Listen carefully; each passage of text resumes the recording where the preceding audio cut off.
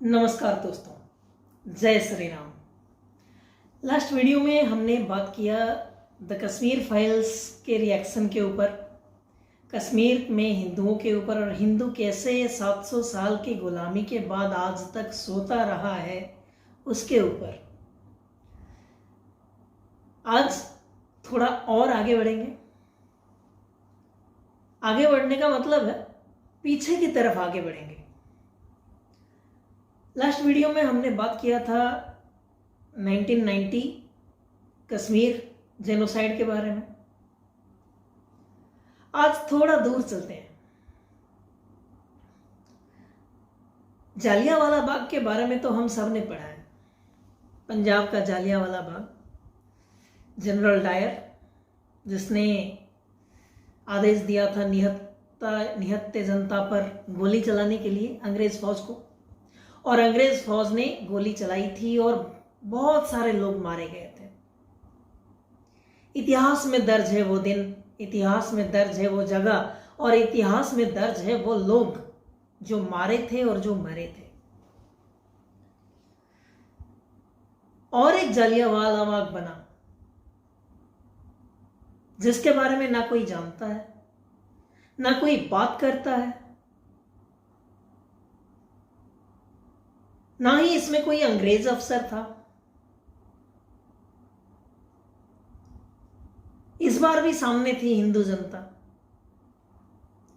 और यह हुआ इंडिपेंडेंट इंडिया में,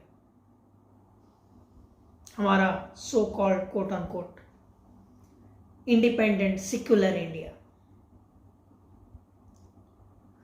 दोस्तों, मैं बात कर रहा हूं 1966, 7 नवंबर 1966।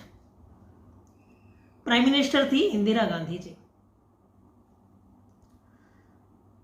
और ये जो जालियांवाला बाग बना वो कहीं और नहीं, हमारे हिंदुस्तान की दिल्ली, वहां पे बना। हमारा गणतंत्र का मंदिर पार्लियामेंट के सामने बना, विकास चौक बना। लेकिन इस बारे में ना किसी ने आज तक बात किया, ना किसी ने उसके पीछे की सच्चाई जानने की कोशिश की। पहले दोस्तों घटना के बैकग्राउंड के बारे में देखते हैं। हिंदू समाज के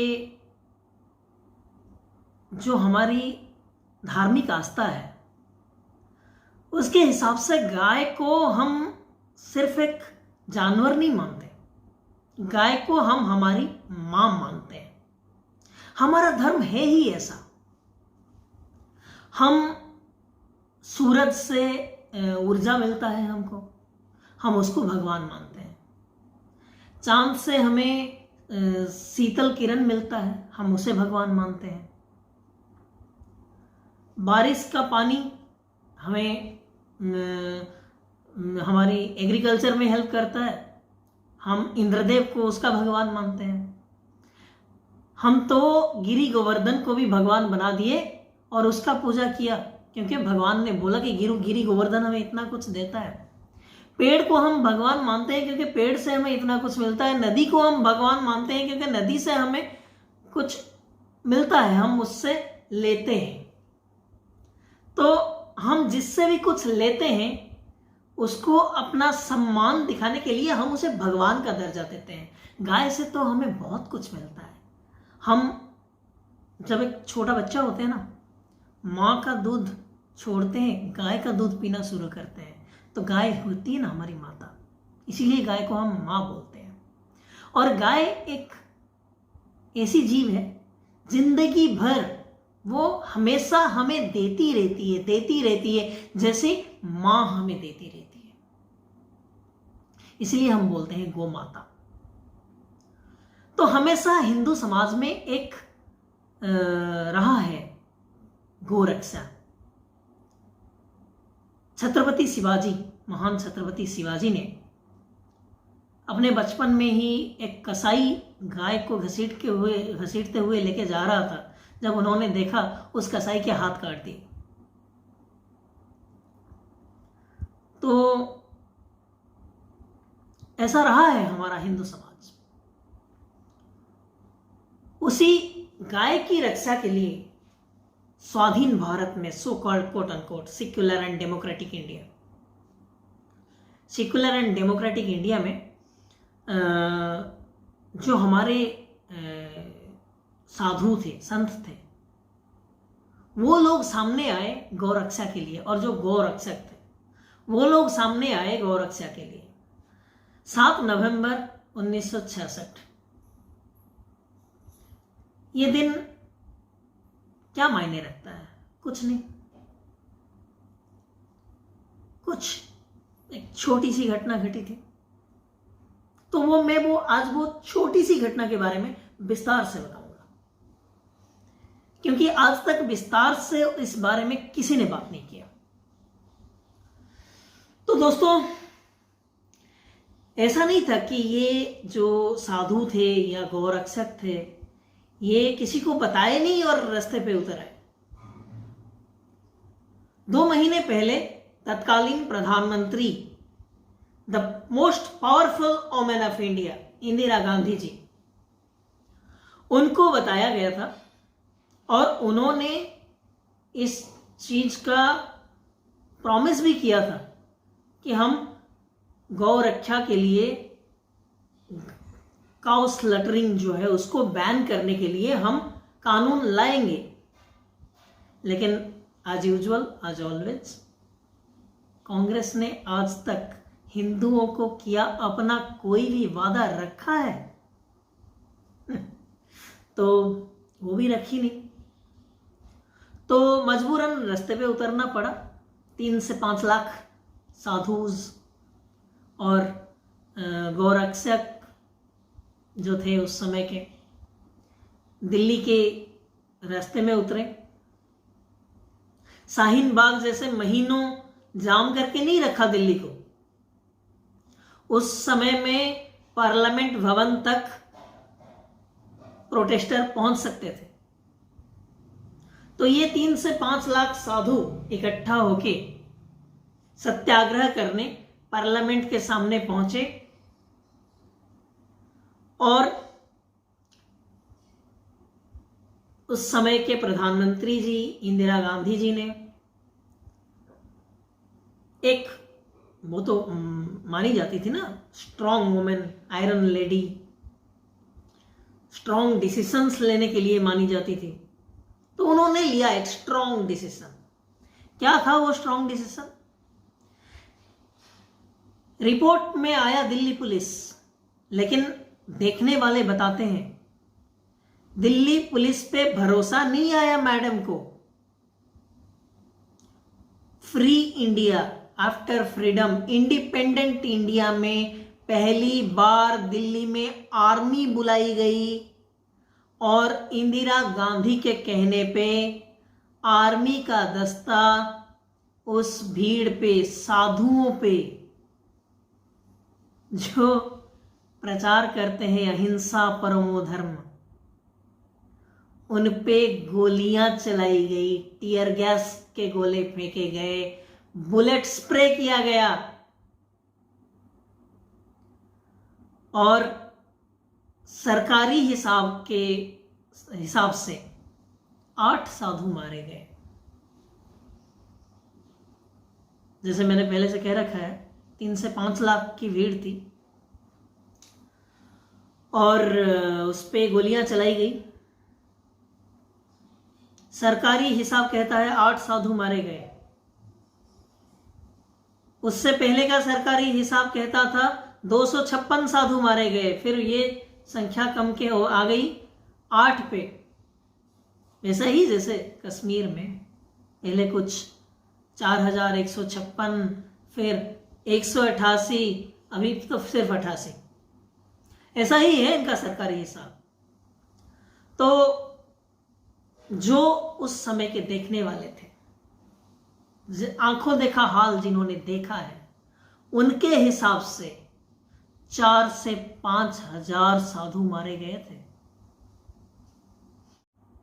और इसमें किया गया, इसके बाद हमारी मैडम प्राइम मिनिस्टर बहुत दुखी हुई। उन्होंने उस समय के जो होम मिनिस्टर थे गुलजारी लाल नंदा जी, उनको बर्खास्त कर दिया। उनके जगह पे नए होम मिनिस्टर आ गए, जबकि गुलजारी लाल नंदा ने अपनी किताब में साफ साफ लिखा है उनको इस बारे में पता ही नहीं था। और गुलजारी लाल नंदा को निकालने का कारण ये भी था कि वो गौ रक्षा समाज के प्रेसिडेंट हुआ करते थे उस समय पे। वो नरम दिल रखते थे ये प्रोटेस्टर्स के लिए। वो चाहते थे कि गौ रक्षा के लिए कानून आए, गौ माता की हत्या बंद करने के लिए कानून आए। अभी सोचा है दोस्तों, संख्या में इतनी ज़्यादा होते हुए 85% जनता देश की हिंदू है, फिर भी ये सब हिंदुओं के साथ ही क्यों होता है? सोचिए, जवाब मिल जाएगा। इसलिए होता है क्योंकि हम सो रहे हैं। एक किस्सा याद आया, बताता हूं, इतिहास है।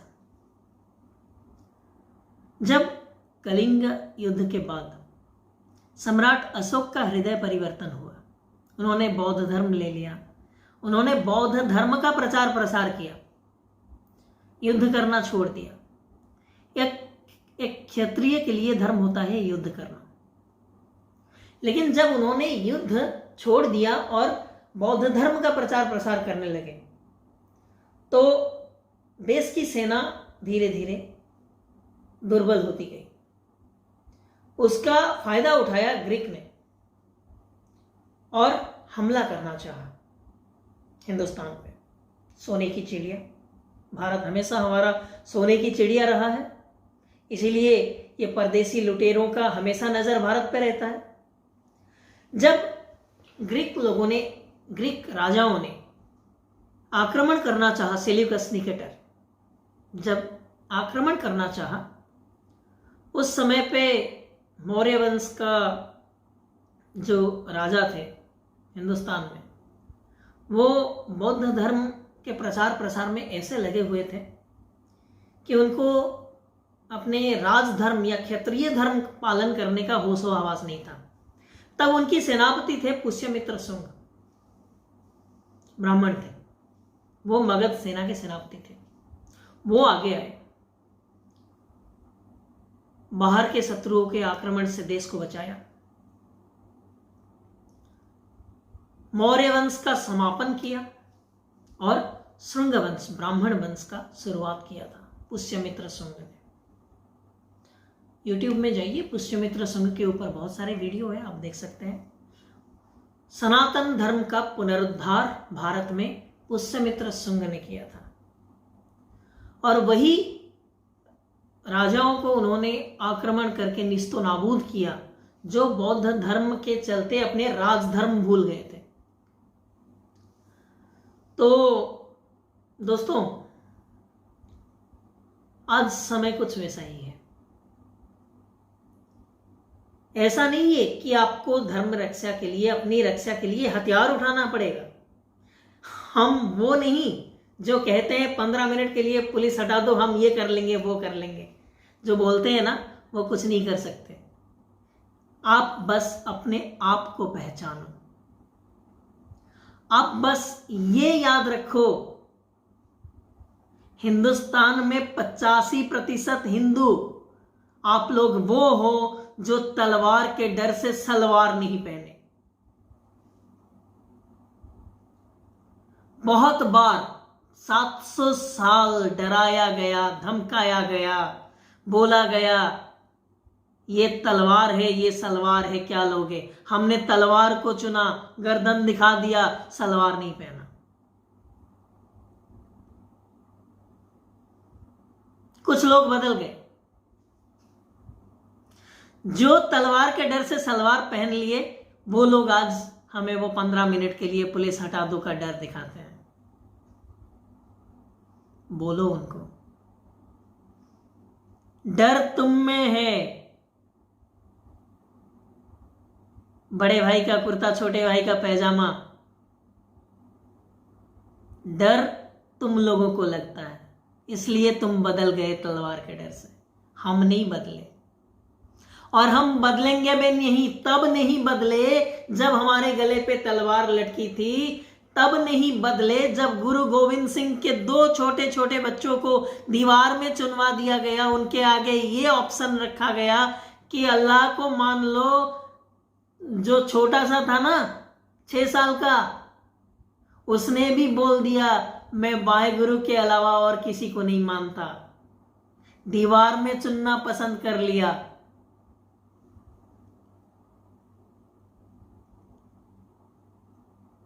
हम वो सिख हैं, हम वो हिंदू हैं, हम वो हिंदुस्तानी हैं जो तलवार के आगे झुके नहीं,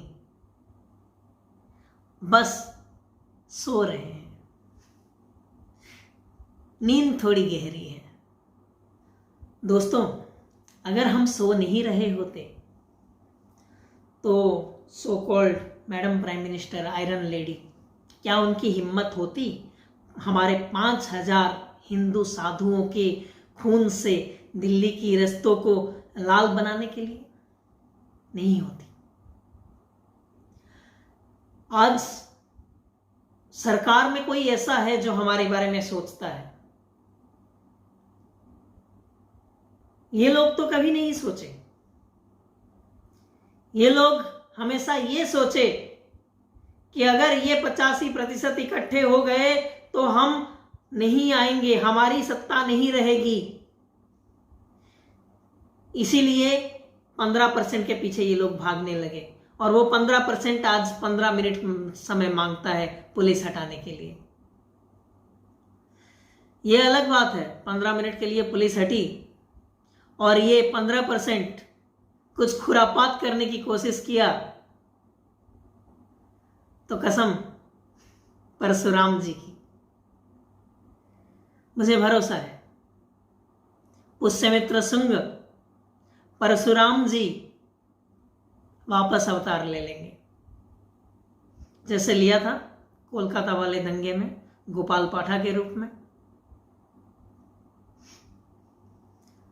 और ये 15% 15 मिनट में 1.5% नहीं रहेंगे। लेकिन हम हिंदू हैं, हम सहना जानते हैं, हम कहना जानते हैं, हम खून नहीं बहाते। अगर आप अपने आप को पहचान लो तो ये 15% भी अपने आप को पहचान जाएंगे। समय ऐसा आ जाएगा, इनको याद आ जाएगा कब तलवार के डर से इन्होंने सलवार पहना था। ये भी बोलेंगे कि नहीं, हम वो मिश्रा जी के वंशज हैं, हम वो शास्त्री जी के वंशज हैं, हम वो पंडित जी के वंशज हैं, हम उस हिंदू के वंशज हैं। तलवार के डर से हम बदल गए थे। तो दोस्तों, जितनी जल्दी जागेंगे उतनी जल्दी हमारी जिंदगी बेहतर होगी, हमारी आने वाली नस्लों की जिंदगी बेहतर होगी। तो आइए गर्व से कहते हैं, फिर एक बार याद दिला दूं,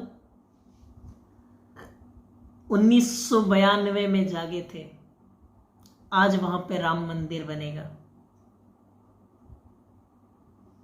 कुछ हिंदू जागे थे, आज वहां पे राम मंदिर बनेगा। अगर सब जागे ना, सोने का हिंदुस्तान बनेगा। जय हिंद, जय श्री राम।